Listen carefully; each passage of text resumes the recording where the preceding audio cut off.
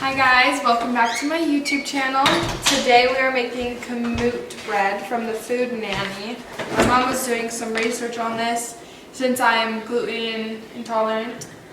This is 100% organic, non-GMO, lowest gluten, highest protein, best flavor, and grown in the USA. So we're going to try this out. We're going to make 2 loaves and see if my stomach tolerates it and if it's yummy. So to begin with, and we'll also link her site because you guys can order it. She ships world, like, I know in the US and Canada for sure, but I think she ships to a few other countries too. So we have to have the water between 105 and 115 degrees. So I'm just checking the water temperature real quick. So the ingredients you're going to need is 2 tablespoons of active dry yeast, 2/3 cup of honey, 3.5 tablespoons of melted butter or olive oil, and we're going to use the plant butter with olive oil, again because Jaidyn is dairy free as well as gluten free, so this is non-dairy. 3 cups of warm water, 7 cups of the Food Nanny Kamut Flour, and a tablespoon of sea salt, and she uses this French salt. I'll show you guys up close. This salt is what she uses, so we got some of that. Jaidyn's getting the water ready. We're gonna check the temperature. this is the yeast we got. Okay, so we're definitely we're like at 108 degrees. So that's between 105 and 115. Now we're adding 2 tablespoons of yeast. And this makes 2 loaves of bread. Of regular size bread. Are you supposed to, or are you just supposed to let it sit on the water? I think you mix it a little. And you want it to like kind of foam up, and that's how you know that the yeast has been active. So while we're waiting for that, we'll start mixing the rest of the ingredients. So in a large bowl, you mix the yeast, the water, only half of the honey, and 4 cups of your Kamut flour. And we're actually going to use our KitchenAid with a dough hook. So we can measure 4 cups of flour. And one trick with flour, if you don't have a sifter, is you just take a whisk, like this, and you kind of whisk it in your bag or your canister or whatever before you measure it out. And that works very well to get out all the air bubbles, and then your measuring is more precise. Okay, and you always want to make sure when you're measuring your dry ingredients that you level off the top. Like that.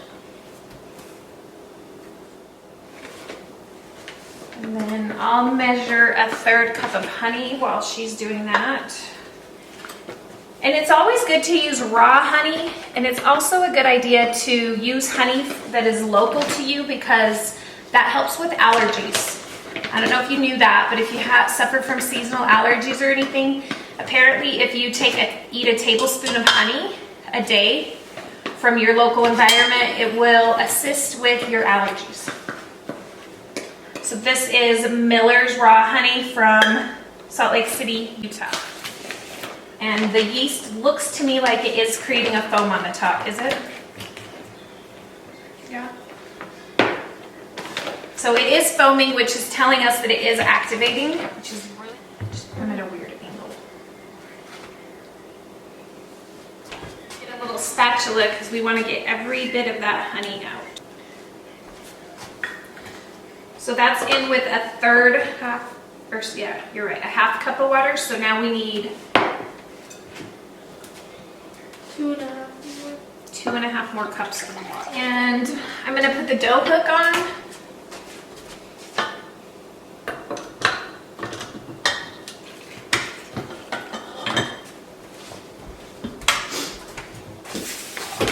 Mix until well combined. Okay. So now we're just letting the dough hook work Mix it its all magic. up. We'll show you what it looks like.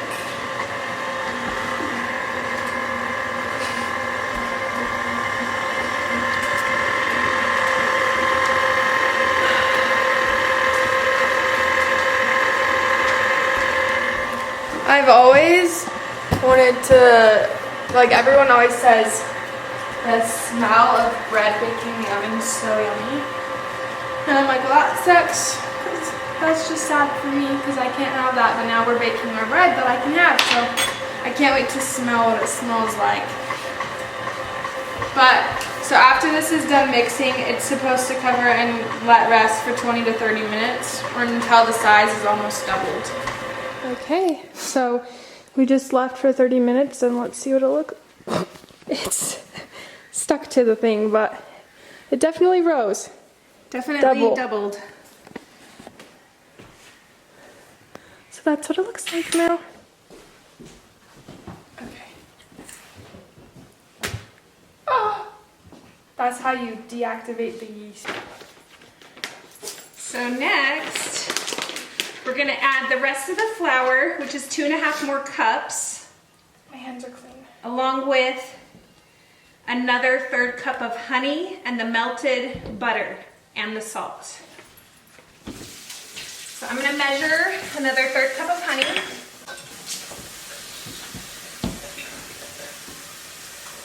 Look at how good that looks, you guys. I have a feeling this bread is gonna be so yummy. What would be like sweet? I don't know. Check it again. So we have the honey. We have our honey in there. And Jaidyn's gonna melt the butter. And 2.5 cups.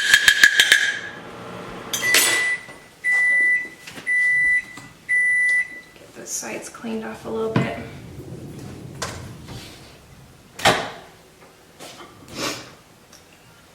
Okay, and here is our melted butter, 3.5 tablespoons. Oh my gosh, this is gonna be so good. Oh, and salt. A tablespoon of our sea salt. We'll also put the recipe down below. So if you guys have Kamut Flour somewhere where you live, you can try this, or you can try and get some from the Food Nanny. Does this not fit inside of that? Oh, it probably would. And this salt is kind of like a little moist, like How many? 1 tablespoon. And it's big chunks too.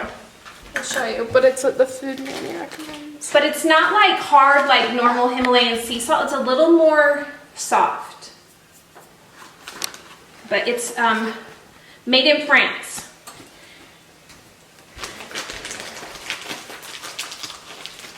All right, and then it says mix well and let it knead for 5 minutes, which the dough hook Needs it. does that.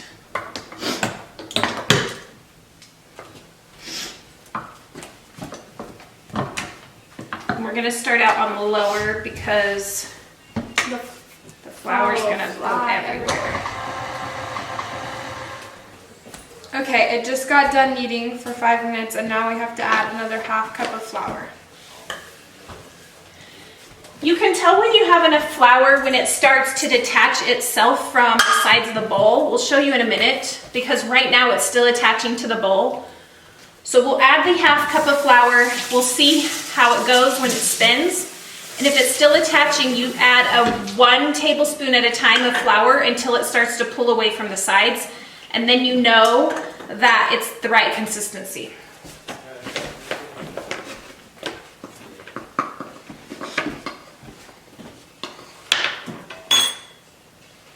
Go ahead and turn it back on to knead.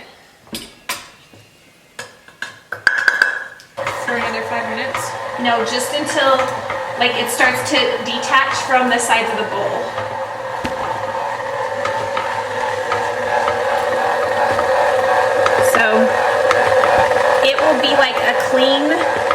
stick away from the sides. It's not done mixing quite yet. Let me get some of this off of the top here. I'm gonna pull it down.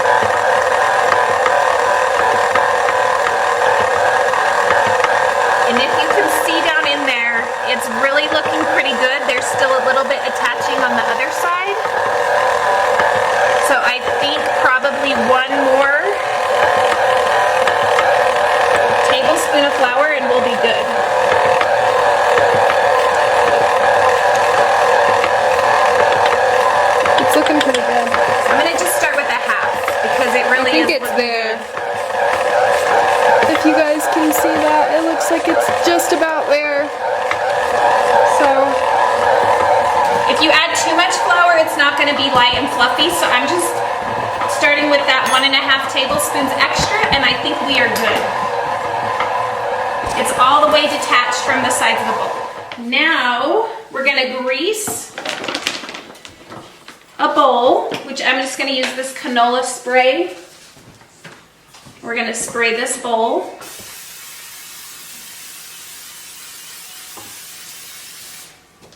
Like that.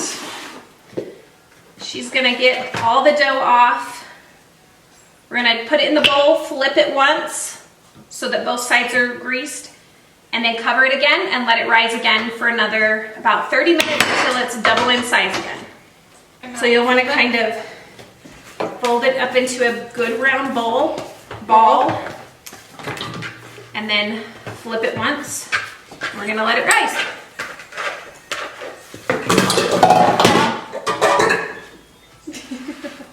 I flipped over the pan. All right, cover it again, and we will be back again in 30 minutes. So that's what it looks like now. When we come back, it should be almost to the top of that. Cover it.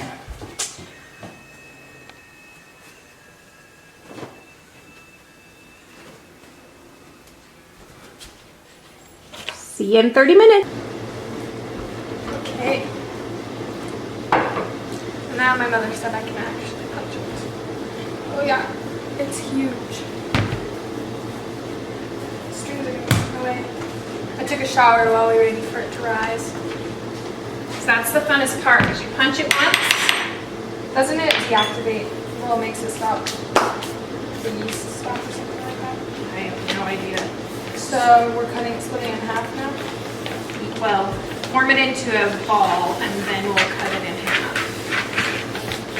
It's already in a ball. Form it into a ball on that? Like try to like knead it into a good ball.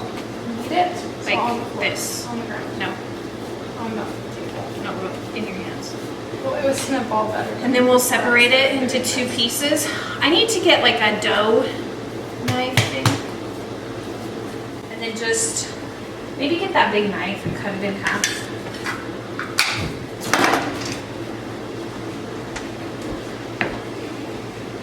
And if we wanted to be really precise, we do have a scale. We could weigh it, but I think we're fine. So now what we do, our hands are clean. I'm gonna get a little bit of flour on my hands. Are you kneading it? We want to just kind of form it like this. And you're just turning it in side of itself to get all the air bubbles out. And what she did, I watched the Food Nanny do this the other day. She kind of like rolled it inside of itself like this.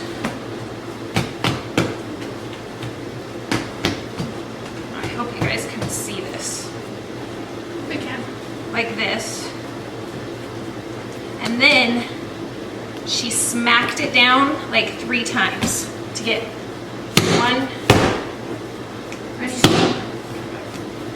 You might want to 3, like that. It's because I turned it inside. Then we have 2 pans. I have this Pampered Chef one. We're gonna see which one cooks it better.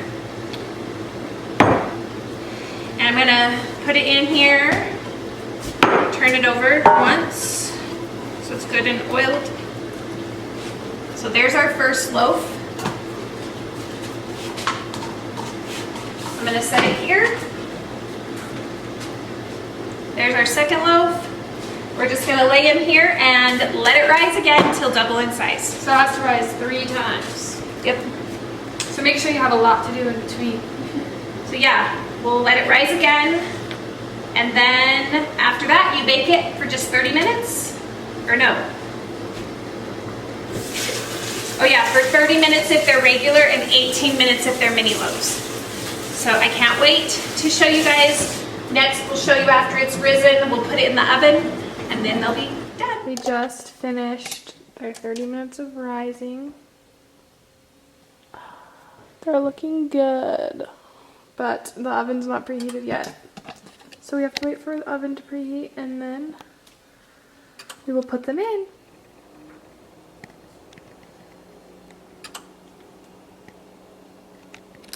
Into the oven they go. We are baking them at 350 for 30 minutes. And they're so huge. We hope that they don't overflow or anything. We put them in the center of the oven. And on the same rack. Yeah. We'll put the timer on for 30 minutes. Okay, the timer just went off. So let's see what they look like. Ooh. And it's true about what they say about homemade bread cooking. It does smell so freaking good. So I'm going to take them out real quick. This is what they look like. And now we are supposed to put melted butter on the top of them. And immediately put them on a cooling rack. So, oh yeah, that's exactly what it said, to make sure they're golden brown on the bottom. You do not want to overcook them. You guys, they look so good.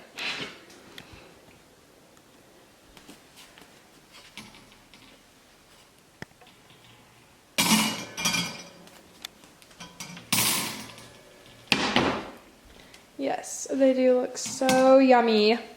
So now we're going to put some melted butter on the top of them.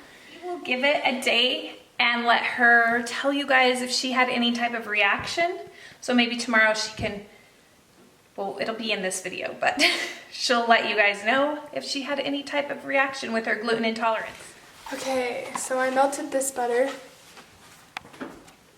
And now we're just going to put It looks so good. I can't even believe how good these look. I'm gonna come a little closer. You guys, don't you wish you could eat that? We'll let it cool just a little bit and then we'll cut open and do a taste test. We'll cut through the one that Jaidyn made. So we'll cut the heel off and then we'll cut one more slice. My husband will eat the heel. He likes the heel. Oh my gosh.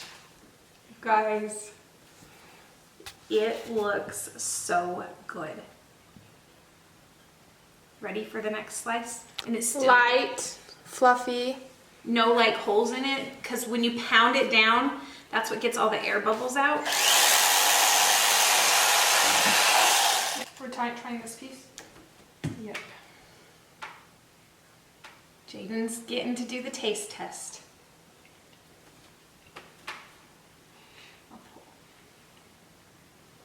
It is so good, and it is a little sweet, which I like. Can you imagine with some like honey butter on it? You guys, this is really good. Like, it is so good. Hi guys, so it's the next morning. I ate some bread yesterday and then I had some more for breakfast today. And so far, everything's been good. My stomach hasn't had any issues with it, which I'm super excited about. So it's an A+ for me. Hopefully it doesn't start to have any issues or anything with it, but definitely if you have some gluten intolerances, I would try this flour out. It's the Kamut Flour from the Food Nanny, and I love it. It's amazing. I can't wait to make other things with it. But anyways, thank you for watching my video. Bye.